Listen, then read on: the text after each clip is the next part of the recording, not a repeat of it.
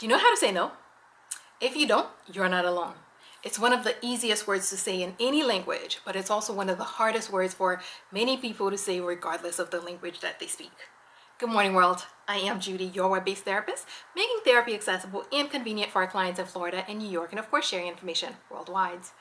Today, I want to take a moment and talk about tips for saying no, or to help you learn how to say no, because many people find themselves overwhelmed, overcommitted, getting stuck doing things they don't want to do because they just can't say no. And so that's why today we're talking about it. But before I get into it, I want to take a moment and say, if you are subscribed, thank you so much for being a part of our awesome world. If you're not yet subscribed, please take a moment and click the subscribe button below so you can join all this awesomeness. And remember to tick the bell so you are notified when I post new videos so you don't miss anything. And of course, if you'd like to purchase 1 or 3 of my books, also a link below that will take you to a site that shows you all your different options of where you could get 1 or 3 of my books. All right, let's get to it. The first part is identify your needs as well as your limits, because when people are saying yes or are stuck on yes, unable to say no, one of the things that they do not take into consideration is what their needs are, because saying no to others take precedence and take priority over what they might need, limits that they might have. Figure out those things. What are my limits? Where am I? For instance, if you're getting home and you're tired from work and someone asks you to do something, do you need to say yes, or can you say no? And having or knowing what your limits are, or knowing what your needs are. For instance, if your need is I need rest, that's a reason, that might be a reason to say no. So figure out what your limits or what your needs are, because that kind of gives you the benchmark for determining what the answer should be or would be, if the answer can be yes, or if the answer needs to be no. 2, create a calendar and budget resources, because one of the ways that people often get stuck and overcommitting is not realizing how low they might be running, not realizing how much they already have committed to, how much they already have going on. And when I say resources, I don't just mean your money.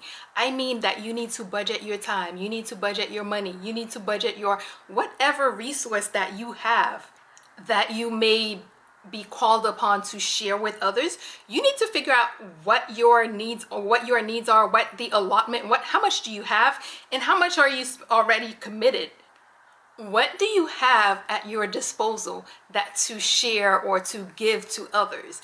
Because when you know what your budget is, when you know what your disposable resources are, then it makes it easier for you to realize, oh, I can't give this because I don't have it. If you have scheduled your time, if you have budgeted your time, and someone comes and asks for it, because you have a budget for the time, you're able to realize, oh, I don't have it to give. When you're going to work, for example, you know that time is already budgeted, it's already committed. So when someone asks you to do something during that time, it's easier for you to say, hey, I'm at work, I don't have the time to, I'm not able to give you this time because it's already committed. So for this reason, it's very important to be able to have a calendar, have a budget of all the resources that you want to share with others, as well as resources that others may be asking for you. You don't have to be sharing it with everybody else. It's just so that you can have a gauge. When you're looking at your bank account and someone asks you for $100, do you have $100 to give based on the budget that you have? When someone asks you for an hour, based on your time budget, do you have an hour to give? And by taking that measure, it makes it easier to say no, because it's not just you saying no, it's just, I ain't got it. The third thing you can do is to start saying small no's, because if this is new to you, it's gonna be difficult. But learning to say no on the smaller things, maybe saying no to a small request for someone comes and asks you for lunch money, and you know, like, we got the same job, we're making the same money, we both have work, why am I giving you lunch money? Little things that don't necessarily change everything. Start saying no to those, because when you learn to say no to the smaller things, it becomes easier to work your way up to saying no to bigger things, like when someone wants you to watch their child for a whole day so that they can do whatever it is, when someone wants you to go to an event that you're not interested in. Whatever a small no is for you, work on those things that are not necessarily going to make or break something, things that if you don't do it, someone else can always do it. As you practice saying no, the small no's, and you get stronger, you'll be more comfortable saying no to the bigger things. Things that, yeah, it would be, you're probably one of the few people that can do it, but it doesn't work for you, so yeah, you need to say no. So start with the small no's and work your way up. 4, counter the guilt with empowering affirmations, especially when saying no is new to you, because most people who are stuck on yes are there because they feel that they need to, they have to. There are all these many gazillion reasons why you need to say yes. So when you start saying no, it's going to feel awkward. You might feel guilty. Maybe your friend wants you to do something for them and you're going home to rest because your budget says your body needs the rest.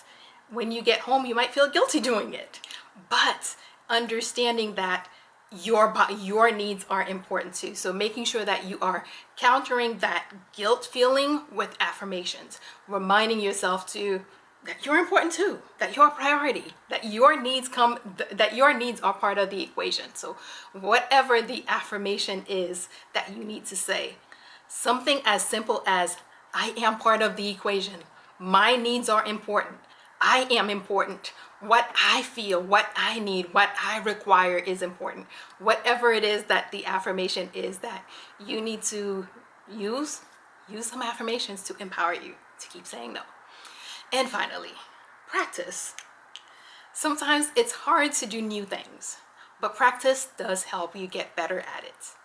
You're going to practice, one, with saying the small no's, and when it gets to bigger no's, you might practice with other people. You might practice in the mirror. You might practice with people, your safe people, your support network, people who are there, who know that you are working on this new goal of standing up for yourself, of learning to say no, that you can reach out to and say, hey, let me run this by you.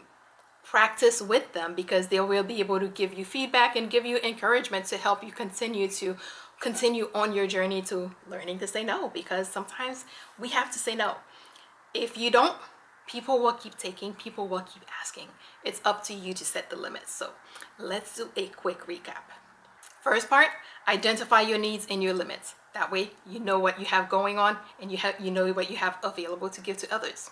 2, create a calendar and budget, and start budgeting the resources that you have at your disposal, whether it's money or time or whatever it may be. Start saying no to small things. Work your way up. Start saying no to the things that really don't change much, but make a difference for you. And then work your way up to saying no to the big things. Work on countering the guilt with empowering affirmations, reminding yourself that your needs, your feelings, your whatever it is, are also part of the equations, and they're important and they're valuable. And of course, take the time and practice, because the more you practice, the better you get at it, and the more easily it'll come to you to say no when you need to. As always, if you or someone you know happens to be going through something that's more than you can handle, please remember that there are professionals like myself who are available, able, and willing to help, and are even providing remote services who may be able to help with whatever you may have going on. So please figure out who those people are in your community, so that if you need to, you can reach out and get the help that you need. And that is all we have for today. Good morning, world. Have an awesome day.